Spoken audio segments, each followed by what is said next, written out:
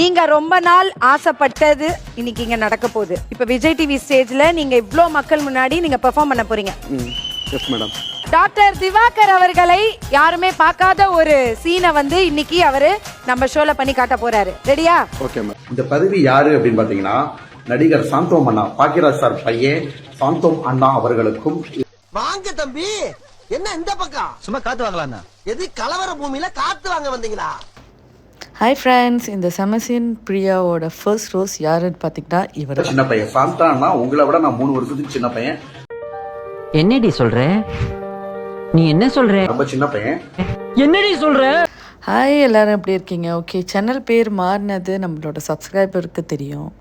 Okay, இந்த சமசீன் பிரியா வந்து comedy content அப்புறம் உங்களை சிரிக்க வைக்கிறதுக்காக தான் நான் அதை பண்ணலாம்னு நினச்சிட்டு இருந்தேன். பட் ஆனால் இந்த வீடியோ செய்யணும்னு ஒரு நிர்பந்தம் எனக்கு வந்துடுச்சு. எதனாலனா, இந்த ஆள் இவர் யாருன்னு உங்களுக்கு தெரியும். இந்த ஆள் பேரை சொல்கிறதுக்கு கூட எனக்கு விருப்பம் இல்லைன்னு பார்த்துக்கிட்டிங்களா. சூர்யா பற்றி பேசினார். சூர்யா நான் டை ஹார்ட் ஃபேன் அவரோட. ஓகேங்களா, சரி ஏதோ ஒரு கிறுக்குத்தனமாக பண்ணிட்டு போகிறாருன்னு விட்டாச்சு. பட் அதையும் மீறி இப்போ ஓவராக போயிட்டுருக்கு இவரோட பேச்சோ சரி, நடவடிக்கையோ சரி, ஜாதியை பற்றி பேசுகிறதோ சரி, எல்லாமே எல்லையை மீறி போயிட்டுருக்கு. முடியல. இதை யார் தான் நிறுத்துகிறாங்கன்னு எனக்கும் தெரியல. ஏன்னா யூடியூப்பில் திறந்தாலே இவரோட இன்டர்வியூ தான் போயிட்டுருக்கு. இவர் அப்படி என்னத்தை கழட்டிட்டாருன்னு இவரை இன்டர்வியூ பண்ணிகிட்ருக்காங்கன்னு தெரில. ஃபர்ஸ்ட் ஆஃப் ஆல், எதுக்கு இன்டர்வியூ பண்ணி திரும்ப ஒன்றுமே இல்லாத ஒரு விஷயத்தை திரும்ப திரும்ப பேசி இவரை பெரிய மனுஷனாக ஆக்குறாங்கன்னு எனக்கு புரியுது. அதாவதுமா, அஜித் பைக் ரேஸ் போயிட்டாரு, விஜய் அரசியலுக்கு போயிட்டாரு. அதுக்கப்புறம் இந்த தமிழ் சினிமா உலக யாரு காப்பாற்ற போறா அப்படின்னு கவலைப்பட்டுக்கிட்டு இருந்தேம்மா. பட் அந்த இடத்தை நிரப்புறதுக்காக நான் வந்திருக்கேன். மூக்கு கீழே பஞ்சாயத்து கிணறு மாதிரி ரவுண்டா ஒண்ணு இருக்க வாயா, அதை மூடி வச்சிருந்தேன்னா எல்லாம் ஒழுங்கு. ஏன்னா மக்கள் சக்தியை வச்சுதான் சினிமாவில் வாய்ப்பு கிடைக்குது.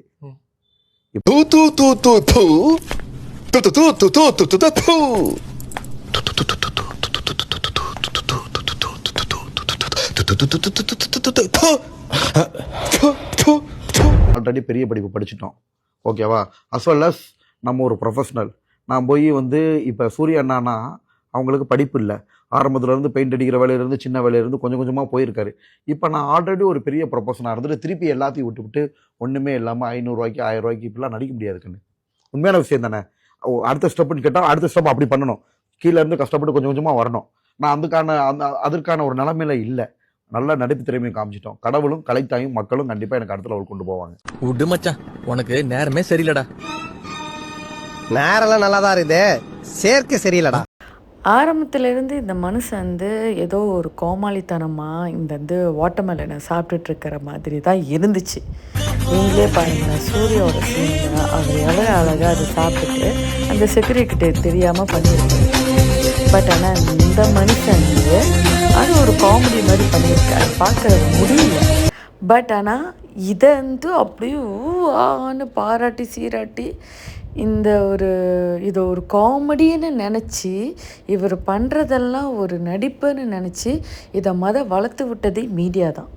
ஓகேங்களா, அவங்க தான். நீங்கள் ஸ்டார்டிங்கில் ஒரு கிளிப் போட்டிருப்பல, கிக்கி கூட அந்த ஏதோ ஒரு ஷோலேருந்து அவரை கூப்பிட்டு பேசுகிறாங்க. ஸோ அந்த மாதிரி ஷோவில் அவரை கூப்பிட்டு இது ஒரு காமெடி, அவர் பண்ணுறது ஒரு காமெடின்னு சொல்லி இந்த மாதிரி ஒரு அங்கீகாரம் கொடுத்ததும் அவங்க தான். அதுக்கப்புறம் இப்போ குத்துது குறையுதுன்னு சொல்கிறதும் அதே மீடியா தான். என்னை கேட்டால் நிறைய திறமையானவங்க சோசியல் மீடியாவில் இருக்காங்க. நீங்கள் இப்போ பார்த்தீங்கன்னா எவ்வளோ பேர், நான் இந்த வீடியோவிலே நான் இப்போ இவர் பேசிகிட்டு இருக்கார்ல, இவரோட ஃபேஸில் நடுவில் வரோம். இவங்க எல்லாமே அவ்வளோ திறமையானவர்கள் வீடியோ செஞ்சு போடுறாங்க. ஆனால் அவங்களுக்கெல்லாம் லைக் ரொம்ப குறைவாக வரும், அவங்களோட ஃபாலோவர்ஸ் ரொம்ப குறைவாக வரும். எதனால்? ஏன்னா கோமாளித்தனத்துக்கு தான் இங்கே சப்போர்ட் பண்ணுறாங்க தவிர உண்மையான திறமைக்கு இல்லை. எதுக்கு இன்டர்வியூ எடுத்து அதுக்கு ஒரு ட்ராமா பண்ணி அது ஒரு கான்ட்ரவர்சி ஆக்கி, ஸோ அப்போ அதை தான் எல்லாருமே பார்க்க விரும்புகிறாங்க. அதை தான் ஃப்யூச்சர் ஆஃப் சினிமான்னு சொல்கிறாங்களா? என்ன ஒரு கோமாளி ஒரு கோமாளி வேறு காமெடி வேறு. இப்போ நம்ம வந்து வடிவேல் சாராக இருக்கட்டும், விவேக் சாராக இருக்கட்டும், அதே மாதிரி இப்போ இருக்கிறது கரண் யோகி பாபு சார் வரைக்கும் அழகாக நம்மளை வந்து சிரிக்க வைக்கிறாங்க. அப்போ கவுண்டமணி செந்தில்லேருந்து சார்லேருந்து இப்போ வரைக்கும் எல்லோரும் சிரிக்க வைக்கிறாங்க. கோமாளித்தனம்னா அது ஏதோ பைத்தியகாரத்தனமாக பண்ணி இவன் என்னடா அப்படின்னு தான் சொல்லுவாங்க. அந்த மாதிரி பண்ணுறவங்களேருந்து என்கரேஜ் பண்ணுறது விட்டுட்டு நம்ம வந்து எடுத்து சொல்லலாம். அதை விட்டுட்டு உட்காந்து இன்டர்வியூ பேச வச்சு அது ஒரு கான்ட்ரவர்சி ஆக்கி அது பார்க்கவே முடியல, சலிக்க முடியல. ஆனால் அதை தான் மீண்டும் மீண்டும் பண்ணிகிட்ருக்காங்க. அதுக்கு தான் வியூவர்ஸ் லைக்கு சப்ஸ்கிரைபர் எல்லாம் பிச்சுக்கிட்டு அள்ளிட்டு போகுது. இந்த மனுஷனோட செயல், இவரை யாரும் அடிக்கிற மாதிரியும் தெரியல, இவர் வந்து ஏற்று பேசுகிற மாதிரியும் தெரியல. ஏற்று கேட்டால் எந்திரிச்சு ஓடிடுறாரு. இப்போ வந்து இதுக்கு எல்லாத்துக்கும் மேலே எக்ஸ்ட்ரீமாக வந்து ஜாதியை பற்றி பேசுகிறாரு.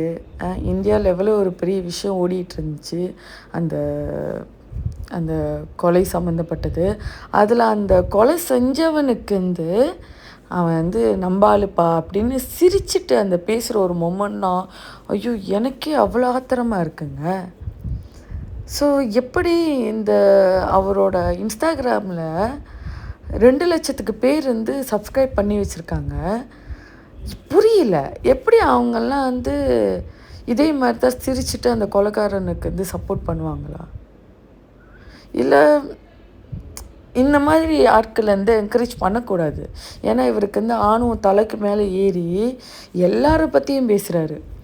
சூரியை பற்றி பேசுகிறாரு, அட்லியை பற்றி பேசுகிறாரு, ரஜினி, கமல், சிவாஜி வரைக்கும் இவர் தான் நடிப்பு அரக்கன் அதுன்னு சொல்லி இவர் அந்த நவீன் சொன்ன மாதிரி, விஜய் நவீன் சொன்ன மாதிரி இவர் வந்து அவரோட ஒரு சொந்த கற்பனை அந்த ஒரு உலகத்துக்குள்ளார அவரே போய் மற்றவங்களேருந்து நம்ப வைக்கிற ஒரு ஆற்றலேருந்து கொண்டு வராரு. இப்போ இந்த வீடியோ பார்த்துட்ருக்கிறவங்க கூட கேட்கலாம், நீயும் தானே இப்போ அவரை பற்றி பேசுகிற, எதுக்காக இதை பற்றி பேசணும் அப்படின்னு. ஏன்னா நான் பேசாமல் இருக்கலான்னு தான் நினச்சேன், என்னால் முடியல. சூர்யா பற்றியோ சேர்த்து கம்பேர் பண்ணுறப்ப என்னால் ஏற்றுக்க முடியல. இதில் இவர் வந்து இன்னும் மேலும் மேலும் பேசிக்கிட்டு எப்படியோ போய் தொலையிட்டோம் அப்படி தான் நான் இருந்தேன். பட் இவரை வந்து வச்சு நிறைய பேர் செஞ்சிட்டாங்க. அதெல்லாம் பார்க்குறப்ப மனசு ரொம்ப சந்தோஷமாக இருக்குது. சரி, என்னால் முடிஞ்ச அளவுக்கு சில பல வீடியோக்கள் போட்டு இவர் வந்து இன்னும் வந்து அசிங்கப்படுத்தணும் அப்படின்னு நான் நினச்சேன். அதுக்கு தான் இந்த பதிவை நான் போட்டிருக்கேன். இவரோட பேச்சு திறமைக்கு கண்டிப்பாக யார்ட்டையாச்சும் தருமடி வாங்கிடுவார், அதை நம்மளால் தடுக்கவே முடியாது. ஸோ மக்களே, நான் என்ன சொல்ல விரும்புகிறேன்னா, இந்த மாதிரி ஆளுங்களுக்கு சப்போர்ட் பண்ணுறதை விட்டுட்டு திறமையான ஆளுங்களுக்கு சப்போர்ட் பண்ணுங்கள். இவரோட இன்ஸ்டாகிராம் பேஜில் பார்த்தீங்கன்னா 2 4 3 கேன்னு இருக்குல்ல, நீங்கள் தான் காரணம். ஸோ இந்த ஃபாலோவர்ஸ்லாம் கொஞ்சம் கொஞ்சமாக அன்ஃபாலோ பண்ணுங்கள். அப்புறம் அந்த ஜாதியை பற்றி பேசியிருப்பாரு கேவலமாக, அந்த பதிவை நான் போட்டிருக்கேன், அதை நீங்கள் கொஞ்சம் பாருங்கள்.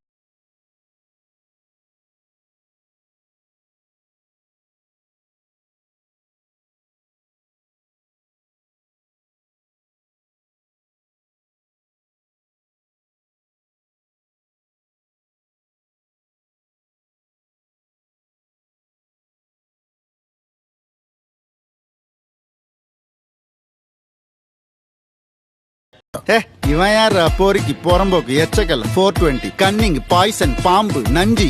இந்த வாட்டர் மேலேட் மண்டையை வந்து இப்போ ரீசனாக ஒருத்தர்கிட்ட இன்டர்வியூன்னு பேரில் மொக்க வாங்கியிருக்கோம். அந்த வீடியோ அட்டாச் பண்ணுறேன், பார்த்து சந்தோஷப்படுங்க. என்ன மாதிரியே கூப்பிடுங்க.